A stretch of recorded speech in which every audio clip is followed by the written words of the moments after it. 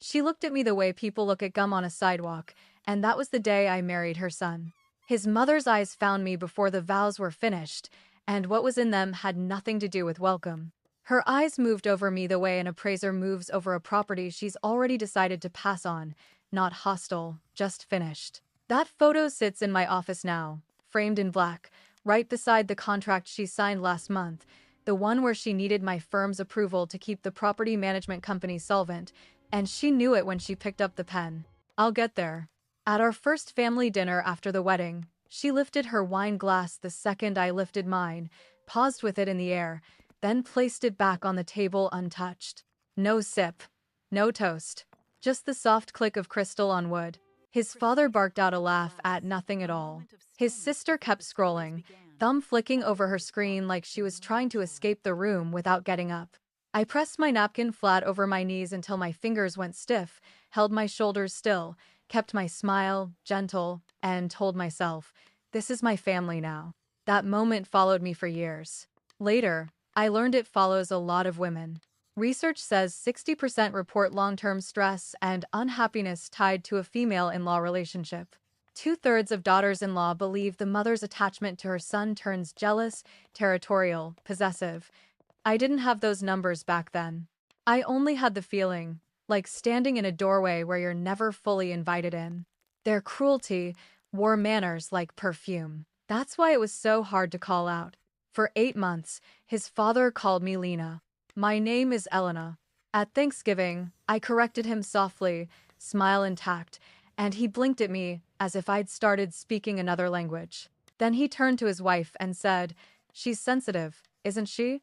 No one corrected him. Not even my husband. His sister had a laugh engineered for damage, light, pretty, perfectly timed. I'd start a sentence about work, get 6 or 7 words out, and that laugh would ring through the room. Heads turned.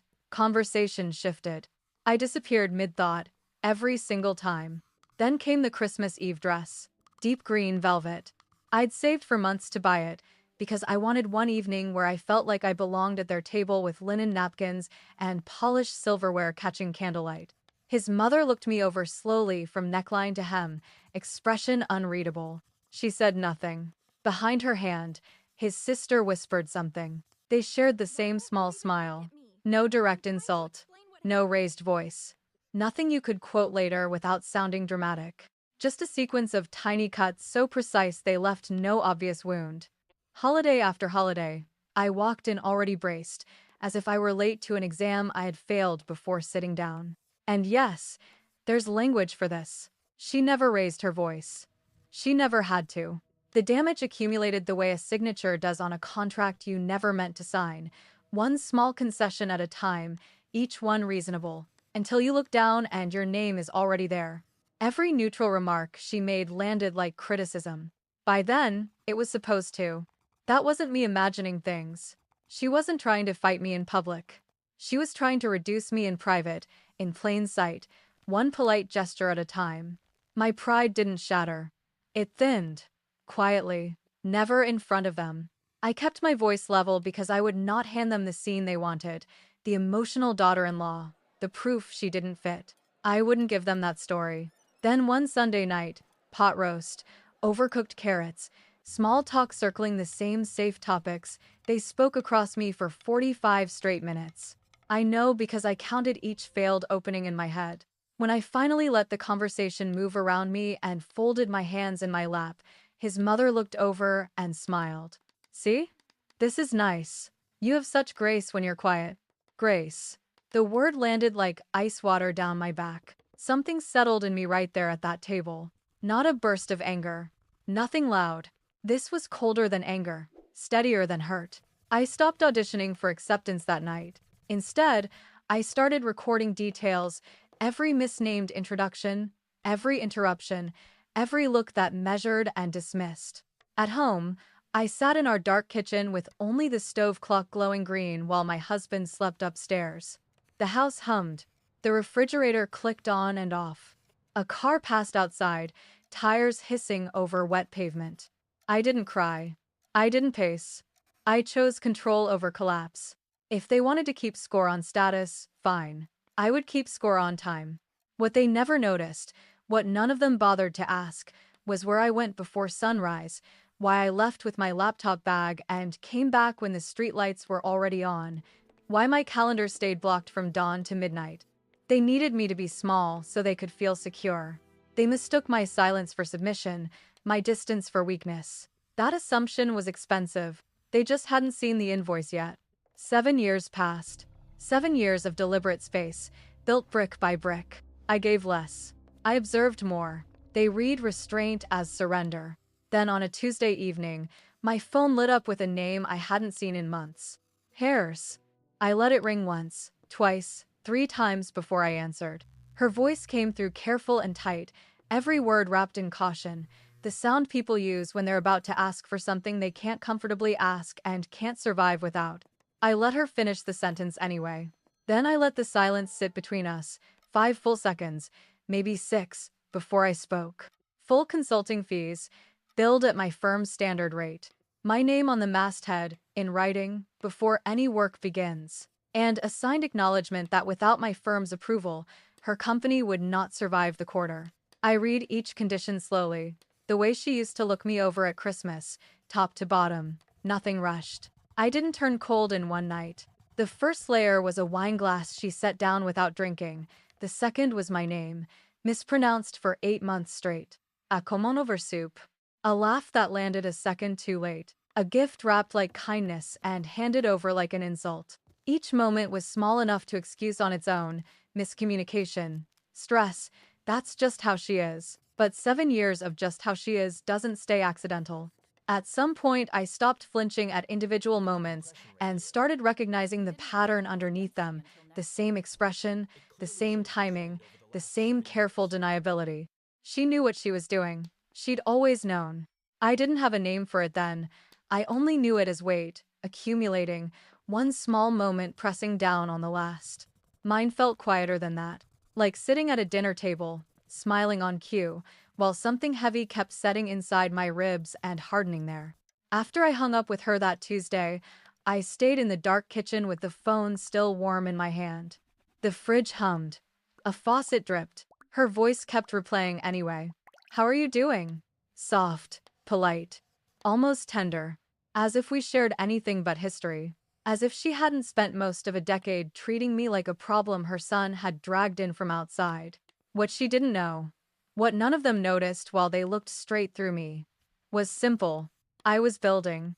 Year 2 of marriage brought my first client. Small consulting contract, no glamour, barely enough to celebrate, but enough to remind me my degree wasn't framed decoration on a wall. By year 3, 4 clients. By year 5, a waiting list and calendar blocks I had to defend with both hands. In boardrooms, nobody cared whose daughter-in-law I was. Nobody cared where I came from. They cared whether I could solve the problem in front of them. I could. And I did, over and over, with a precision that surprised me first and then stopped surprising me at all. Every family gathering I declined gave me back a Saturday. Every holiday I skipped returned hours I fed into proposals, presentations, follow-ups, and relationships with people who answered my emails because they respected my work.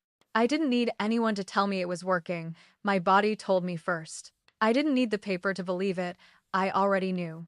My shoulders stopped living near my ears. I noticed it one morning, getting dressed. No jaw ache, no low-grade pressure behind my eyes, and I stood there for a moment trying to remember when that had stopped, realizing I couldn't pinpoint the day, only that it was gone. They called me difficult for stepping back. I called it oxygen. They handed me rejection and called it honesty. I took it home, sat with it in that dark kitchen more nights than I can count, and built something out of it they now need my signature to survive. The change in them started small enough to miss, if you weren't watching. His sister called one afternoon just to catch up. She asked about my week, complimented my hair from the last event, laughed at nothing in particular, then eased into what she really wanted, an introduction to a colleague in commercial real estate. The request was wrapped so neatly it almost looked like affection. I gave her the contact. She took it without a word. No thank you, no follow-up, just the silence of someone who considers access a right. So, when she called 6 weeks later needing a second introduction, I answered, told her my referral rate for non-clients, and gave her the name of my billing coordinator. She never called again. Then his father, at a birthday dinner, mentioned their property management company was considering new partnerships. Casual tone, fork in hand, eyes on me. It was the first full eye contact he'd given me across a table in 3 years. But his mother told the truth first, as usual, just not with words. Her tone shifted before her behavior did. I'd watched enough people recalculate to know exactly what came next, and this time, I was the one setting the price. This wasn't a change of heart. It was a change of leverage, of math. That was exactly it. She hadn't softened. She'd recalculated. She still never asked who I was beneath function. Not what I loved. Not what kept me awake. Not what I wanted before I became someone's wife. Those questions never came. What came were practical ones. Who do you know? Can you connect? Are you free this week? Can you take a look at this? Every door they now needed, I held the key. And I had already decided which ones I would open, and which ones I would let them stand outside of, knocking. Aims. Access. That's what interested her, not me. My utility. My husband lived in the middle lane of all of it, braking and accelerating at the same time. He could feel the tension in his bones, but naming it out loud seemed to terrify him. Under the table, he'd squeeze my hand after his mother made a joke about my cooking. Later, he'd text, "Sorry about tonight." After his sister laughed over me, another text. Tiny apologies arriving after the damage, like bandages pressed onto wounds he watched happen in real time. I loved him. That was the hardest part to admit without lying to myself. I loved the man who chose me. I resented the son who never chose me in front of them. Both men lived in the same body, and most days I couldn't pull them apart, no matter how badly I needed to. So I started keeping records. Not dramatic, not loud, methodical. If they treated me like I didn't belong, I documented every time they proved it. Date, remark, who heard it, what room we were in. The Christmas his mother handed me a boxed cleaning set while his sister opened jewelry that glittered under the tree lights. The Easter his father told 12 people at one table that I came from humble beginnings, stretching humble until the words sounded dirty. Our anniversary call when she wished her son happiness in a bright, careful voice and never once said my name. I stopped arguing. I stopped explaining. I stopped volunteering hurt to people committed to misunderstanding it. Silence became strategy. Time became evidence. Year after year, I kept filing. Not because I wanted revenge. Because I refused to be rewritten by people who benefited from me doubting myself. By year 7, the truth finally sat still long enough for me to look at it. I was never small. I was being measured by people with very small rulers, people who could only see me when they needed something I had. And now they needed something. 3 days after her phone call, my husband walked into the kitchen while I was reviewing a contract. The overhead light caught the strain around his mouth. He shoved both hands deep into his pockets, like if he didn't pin them there, they'd shake. "My mother needs to speak to you," he said. "Alone." Then he added one more word. "Urgent." His voice snagged on it. He knew what she wanted. He just didn't know what I would. I didn't meet her at their house. I chose the restaurant, a place downtown where I'd closed 2 of my biggest client deals, where the hostess knew me by name, and the maitre d' pulled my chair before I had to ask. Every detail was deliberate. She would walk into my territory this time, navigate my space, feel the subtle disorientation of being the one who didn't belong. 11 minutes late. Not fashionably, nervously. I watched her adjust her collar twice before sitting down, eyes sweeping the room like she was calculating whether anyone here knew her. Nobody did. This was my world. "You look well," she said. I didn't return the compliment. Opened my water. Took a slow sip. Waited. The silence made her fingers tap once against the table edge. She started the way I expected. Wide, vague, wrapped in family language. "We've had some challenges with the property situation." The words came out rehearsed. "Your father-in-law's business partner created complications, and the family's reputation is exposed." I set my glass down. The base made a soft sound against the tablecloth. Her jaw tightened. She hadn't anticipated a direct question. For years, conversations in that family moved sideways, implication, suggestion, the unspoken agreement that certain things stayed buried under politeness. But I wasn't inside that system anymore. I was across from it, watching it malfunction in real time.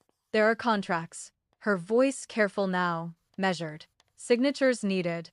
People who trust certain names more than others. My name. My professional credibility. The network I'd built while they mispronounced my last name at holiday tables. She needed all of it. What followed was the most satisfying silence of my life. 5 seconds. 10. 15. She shifted in her seat, and her composure cracked along a hairline fracture only I could see. The napkin in her lap twisted between her fingers. Her breathing shortened, became audible in the space between us. Say my name, I said quietly. She blinked. Excuse me? My full name. The one you've been shortening, mispronouncing, or skipping entirely since the first dinner after our wedding. Say it correctly, and then tell me exactly what you need. The color left her face in stages, forehead first, then cheeks, then lips pressing pale against each other. She looked down at the table, at her hands. Then she looked at me with something I had never once seen directed my way from that woman. Recognition. She said my name. Every syllable, precise and unhurried, like she was learning it for the first time. Because she was. Then she laid it out, plainly, finally, without the protective gauze of family rhetoric. The property dispute threatened their social standing in the community. Legal exposure was real. My professional connections and signature on certain guarantees could stabilize everything within weeks. Without me, the timeline stretched into months of public embarrassment. I held the clock. I held the reputation. I held the thing she valued most, appearances, in my open palm. I reached into my bag and pulled out a folder. Not thick. Just 4 pages. I'd prepared it the night before, after my husband delivered her message and stood in the kitchen doorway looking like a man watching 2 trains approach each other on the same track. The folder slid across the tablecloth until it rested between her water glass and her untouched bread plate. These are my conditions. Read them here. Ask questions if you need to. But understand, this isn't negotiable, and it isn't charity. Her hand hovered above the pages. She didn't open the folder immediately. Instead, she looked up at me, and in her expression I caught something raw, not gratitude, not yet, but the shock of realizing the person she'd dismissed had been building something far larger than she ever bothered to imagine. She opened the folder. I watched her eyes move left to right across page 1, steady at first, then slower, then sharp. Her jaw locked halfway down the paragraph, the way it does when someone tastes metal and tries not to show it. His father leaned in, shoulder angled toward her, reading over the edge like he could dilute what was written if he got close enough. My husband sat at the far end of the table, arms folded tight, breathing through his nose in short, controlled pulls, like a man waiting for a sentence he'd already rehearsed surviving. No one said a word. For almost 2 minutes. In that house, silence like that had never existed. They were people who filled every pause with commentary, corrections, little jokes that always landed on somebody else's skin. But this quiet belonged to me. I had built it line by line, 12 pages of conditions, liability language, boundary clauses, and a repayment structure so precise nobody could pretend they misunderstood what my involvement would cost. Her fingers stopped on page 4, the boundary section. You can't be serious about this part, she said, voice low, almost careful. Read it again, I told her, slower. She did. Then she looked up at me like she was waiting for me to soften it. I didn't. The clause was plain.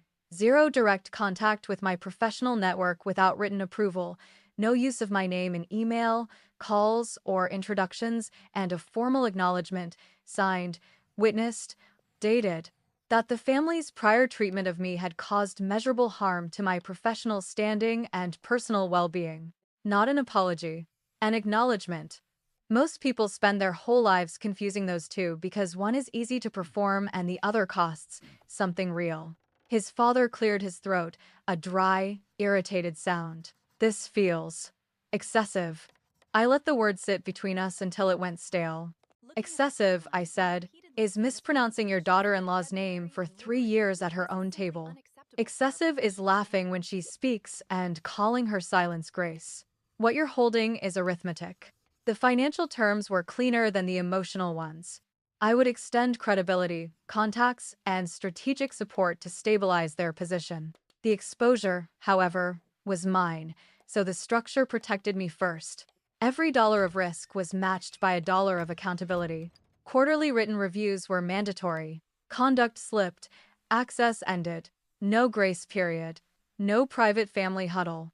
No second conversation. His sister, joined by speakerphone, her voice tinny through the static, and tried a softer version of the old script. Can we not do this like a contract? Can't we handle this as family?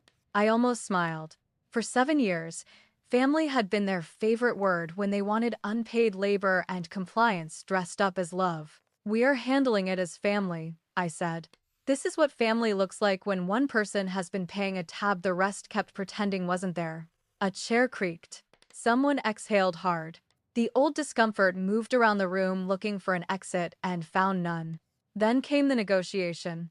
It stretched for hours, through the smell of burnt coffee and cooling takeout nobody touched, through the hum of the refrigerator and the faint tick of the wall clock that got louder every time someone stalled.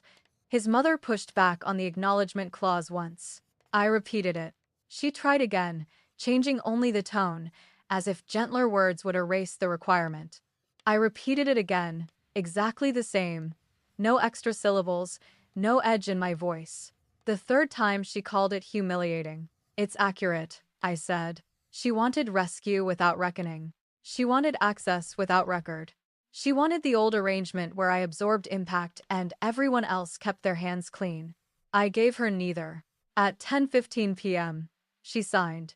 His father signed beneath her name. My husband witnessed. The pen scratched lightly across the paper, a thin, dry sound, and the room shifted. Not toward warmth, not toward forgiveness. Something colder and more useful than that. A line finally drawn in ink where fog had lived for years. Structure where chaos used to hide. When she handed the folder back, her fingers brushed the corner, and she said, my full name. Correctly, no hesitation, no shortening, no little deliberate mistake followed by a smile. 7 years of birthdays, holidays, and Sunday dinners, and that was the first time she said it like it belonged to me. I held her gaze just long enough for the message to land. I heard it. I noted it. It changed nothing. Access was never forgiveness. Compliance was never respect. But as I slid the signed pages into my briefcase, I felt something settle low in my chest, heavy and exact, like a stone finally finding the riverbed after years of current. I didn't need either from her anymore. Not approval, not affection, not a better performance. The agreement on that table was not revenge. It was the first honest document this family had ever produced. I stood. Behind me, on his desk, our wedding photo still leaned against the lamp where it had always been, glass a little dusty, frame a little crooked, two people smiling at a future neither of them understood yet. Beneath it sat a copy of the agreement, flat and perfectly aligned. One image of who they needed me to be, one record of who I became instead. I drove home with the windows cracked open. Night air moved through the car in cool streams, lifting the hair at the back of my neck, carrying the distant smell of rain and asphalt. Streetlights slid across the windshield in patient intervals. My hands stayed steady on the wheel. What I felt wasn't victory. It wasn't relief either. It was the clean internal click of a lock turning from the inside. Final, mechanical, certain. The door was closed, on my terms, and for the first time, no one else had a key. If you've ever sat across from someone who underestimated you, then watched their face while they read the fine print they thought would never apply to them, you know that drive home. Subscribe. Next week's story is harder to tell and harder to forgive.